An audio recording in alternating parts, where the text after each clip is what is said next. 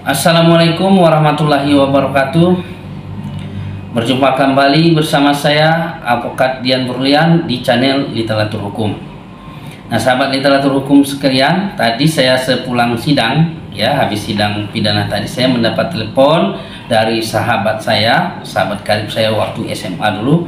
Beliau minta pendapat, minta solusi kepada saya terkait perjanjian hutang piutang secara sah, namun dia tidak mampu lagi membayarnya karena kefailitan usahanya sehingga dia tidak mampu, dan kemudian dia diancam. Jadi dia telepon, Pak Dian, saya punya hutang, jumlahnya besar, mencapai ratusan juta, terkait kami ada perjanjian kerjasama bisnis waktu saya masih jaya. Kemudian secara tidak terduga saya mendapat cobaan dari Tuhan Yang Maha Kuasa sehingga saya bangkrut dan sampai hari ini saya tidak mampu membayar. Kemudian tadi si partner saya tadi menelepon saya, kata sahabat saya itu, bahwa apabila saya tidak mampu membayar utang saya dalam bulan ini, maka dia akan melaporkan saya. Bahkan saya sudah disomasi oleh pengacaranya, partner bisnis saya tadi. Nah, bagaimana solusinya ini Pak Dian? Tolong berikan saya solusi atau bantu saya untuk menghadapi permasalahan ini. Apa yang seharusnya saya lakukan, kata sahabat saya tadi. Nah, jadi sahabat literatur hukum sekalian, atas pertanyaan atau atensi dari sahabat saya tadi, saya akan membuat konten ini. Artinya untuk membantu orang-orang seluruh Indonesia yang nasibnya sama seperti sahabat saya tadi. Namun sebelum kita membahas masalah perjanjian hutang piutang secara tertulis dengan sah menurut hukum, ada baiknya sahabat literatur hukum sekalian bantu saya ya, subscribe, like, komen, and share video-video dari literatur hukum, dan jangan lupa aktifkan lonceng notifikasinya agar sahabat literatur hukum sekalian tidak ketinggalan terkait video-video menarik dari literatur hukum.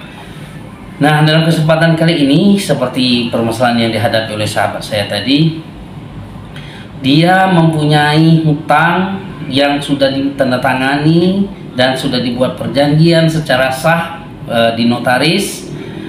Kemudian dia menjalankan usahanya sudah berjalan 5-6 bulan, kemudian dengan sesuatu hal, suatu sebab dia bangkrut, kemudian bisnis tidak berjalan lagi, otomatis fee ataupun bagiannya kolega dia tadi tidak dapat terbayar, bahkan menjadi hutang, dan sekarang pun dia ditagih, dipaksa kalau tidak mau dilaporkan ke pihak polisian. Nah, sahabat literatur hukum sekalian, untuk diketahui ya, ada dua dasar artinya kita bisa lepas dari jeratan hukum, karena hutang piutang bukanlah suatu pidana. Karena ada jurisprudensi Mahkamah Agung, yaitu nomor 4 ya, katalog nomor 4 /YUR/FIT /2018 tentang hutang, tentang pidana penipuan.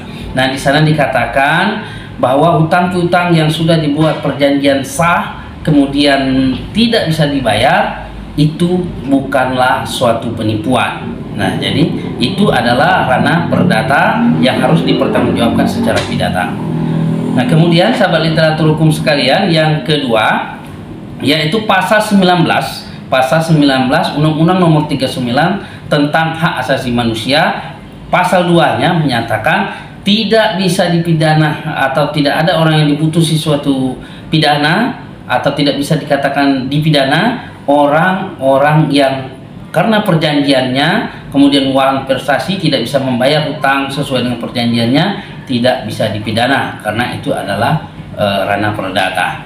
Jadi berdasarkan dua dasar undang-undang tersebut, sahabat saya karib saya tadi yang diancam mau dilaporkan ke polisi terkait hutang piutang ini, Anda jangan jangan ragu, jangan takut, karena ada undang-undang yang menyatakan ketika Anda tidak mampu membayar hutang, Anda tidak bisa dipidana. Kemudian yang kedua, ada jurisprudensi Mahkamah Agung tadi, yaitu katalog nomor 4 /YUR/FIT /2018 tentang penipuan, tentang pidana penipuan. Maka perjanjian yang dibuat, perjanjian hutang piutang ya, perjanjian hutang piutang yang dibuat dengan sah secara hukum dan telah dilakukan terjadi uang prestasi bukanlah suatu penipuan. Jadi karena sahabat saya tadi sudah membuat akta notaris bahwa dengan bagian sekian dengan perjanjian akan mengembalikan pokok dan seterusnya,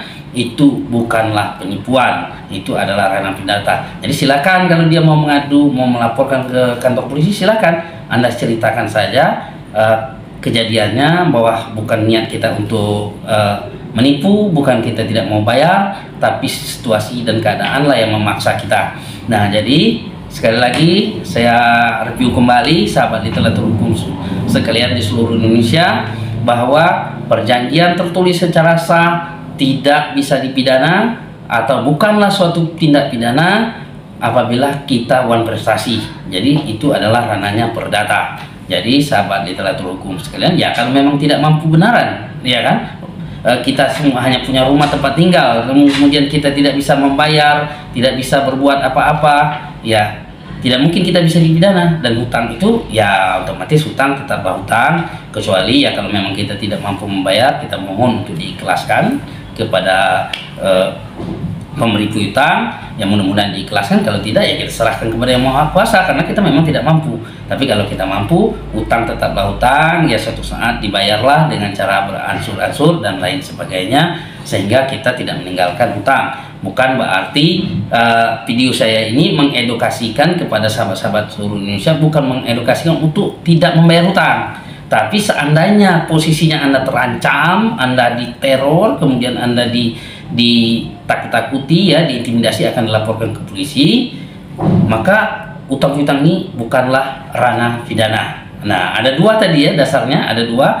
Satu, jurisprudensi Mahkamah Agung, katalog nomor 4 /PIT/2018 tentang pidana penipuan. Nah, perjanjian hutang piutang yang dibuat secara sah kemudian terjadi wan prestasi, maka itu bukanlah pidana penipuan. Jadi sudah jelas. Nah, kemudian kembali kepada Undang-Undang Nomor 39 tahun 1999 tentang hak asasi manusia, pasal 19 ayat 2 mengatakan tidak dipidana orang yang tidak mampu membayar hutang. Jadi katanya tidak mampu. Tapi kalau kita punya mobil 4 terus tidak mau membayar hutang, ya itu berbeda, ya. Tapi saran saya, hutang kalau Anda mampu ya bayarlah. Tapi kalau memang betul-betul tidak mampu, Anda tidak akan bisa dipidana. Itulah sahabat literatur hukum sekalian, ya, sahabat saya, sahabat karib saya tadi. Itulah solusi dari saya. Kalaupun Anda diancam, diintimidasi, kemudian diteror bahwa akan melaporkan Anda pidana, kemudian disomasi, ya jawab aja somasinya bahwa saya belum mampu membayar hutang saat ini karena alasan saya sedang bangkrut dan saya dalam keadaan ekonomi sulit, kemudian bisnis kita ini hancur. Ya kalau bisa, ayo carikan saya bisnis baru, mungkin bisa menggairahkan saya, kemudian bisa saya bangkit kembali dan bisa melunaskan utang kepada saudara. Tapi kalau Anda tidak bisa memberikan solusi untuk saya bekerja kembali, untuk saya berbisnis kembali, saya tetap berusaha akan membayar hutang dengan Anda. Nah, kalau Anda berniat melaporkan saya dengan dasar saya menipu, saya menggelapkan uang Anda, ya silahkan. Walaupun ada perjanjian secara tertulis secara sah, ya silahkan laporkan, nanti di polisi Anda jelaskan saja. Saya rasa Anda juga tidak perlu pakai pengacara karena posisi Anda juga tidak sedang ekonomi sulit, ya. Hadap aja sendiri, diceritain dengan penyidiknya, tapi Anda harus menguasai tadi dua pasal tadi, karena itu akan menjadi pertimbangan bagi penyidik, sehingga penyidik tidak akan menetapkan Anda sebagai tersangka. Paling-paling penyidik menyarankan supaya dilakukan restoratif justice, penyelesaian secara kekeluargaan. Itulah tadi sahabat literatur hukum sekalian yang dapat saya sampaikan, yang dapat saya berikan kepada sahabat-sahabat saya di seluruh Indonesia. Semoga bermanfaat. Akhir kata, wabillahi taufiq wal hidayah. Wassalamualaikum warahmatullahi wabarakatuh.